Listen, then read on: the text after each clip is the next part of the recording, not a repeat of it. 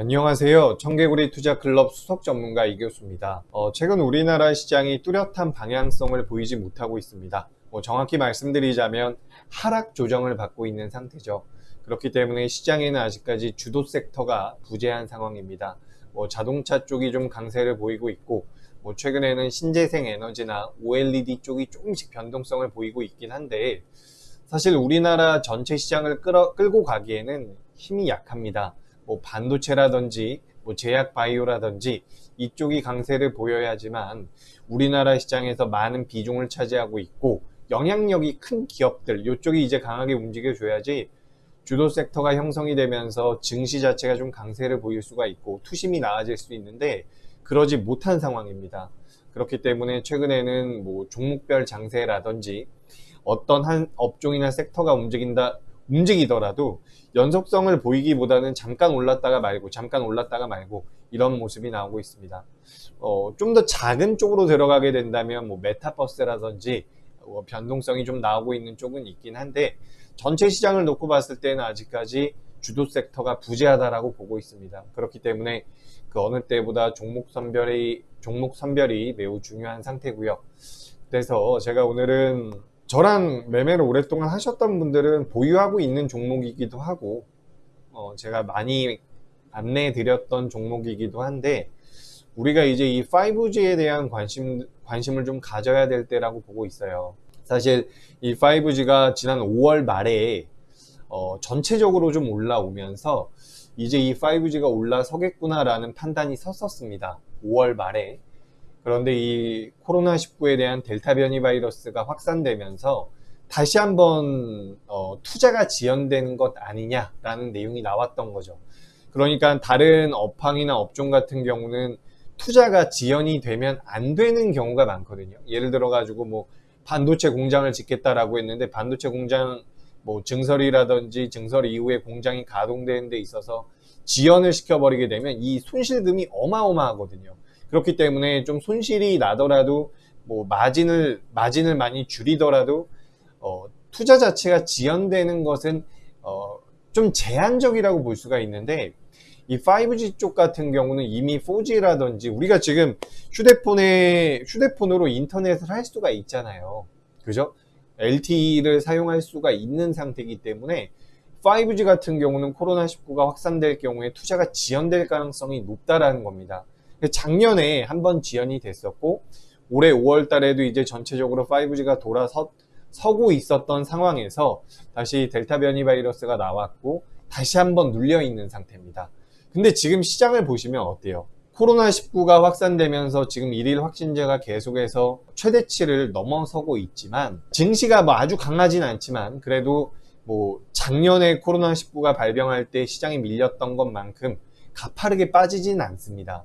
그게 어떤 얘기냐면 이미 우리가 한번 겪었었기 때문이에요. 작년에 코로나19가 발병하면서 여러 업종이나 산업군에서 이 코로나19에 대한 대응을 한번 했었던 경험이 있기 때문에 실제로 확진자가 늘어나더라도 증시라든지 이런 기업들의 저 산업 구조 자체는 크게 훼손되지 않을 가능성이 높다라고 보고 있습니다.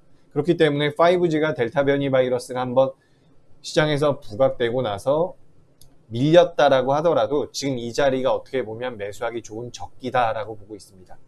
신재생 에너지나 OLED, 디스플레이 쪽이 좀 더 빠를 거라고 생각을 하는데 2021년을 좀 긴 호흡에서 보자면 이 5G는 포트의 한 종목 정도는 반드시 담아둬야 된다라고 생각을 하니까 집중해서 한번 보시기 바랍니다.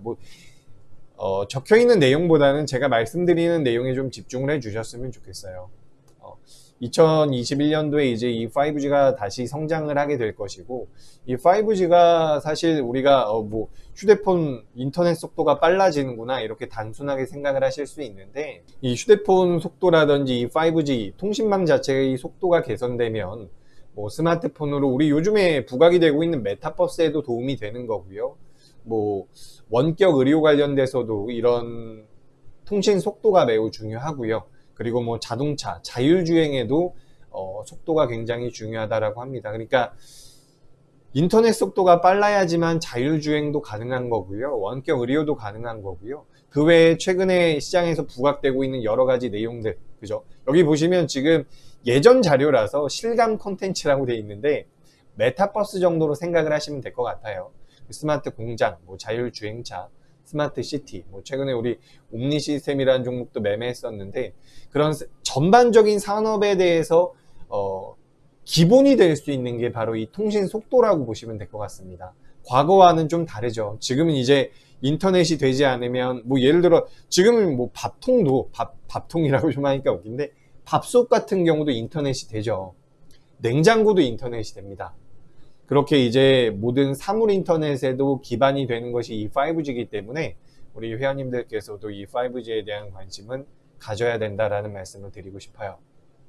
제가 오늘 준비한 종목은 뭐 2021년도에 5G에 대한 투자가 늘어날 거라고 해요. 물론 지금 델타 변이 바이러스가 나오고 나서 살짝 지체되는 모습이긴 한데 2021년도에 삼성전자가 미국의 통신사, 캐나다의 통신사라든지 러시아의 통신사 그리고 뭐 일본의 통신사에도 5G 장비에 대한 수주를 따온 상태거든요. 그래서 이 5G 투자가 2021년도에 전 세계적으로 진행된다면 삼성전자가 수주를 하고 삼성전자가 5G 장비를 납품할 때 거기에 이제 납품하는 우리나라 5G 장비주들이 수혜를 받을 가능성이 높다라는 겁니다.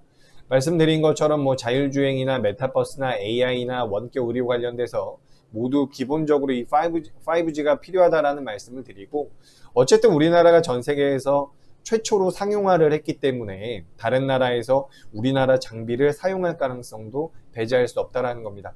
사실 삼성전자가 전 세계적으로 5G 장비 점유율이 높지가 않아요.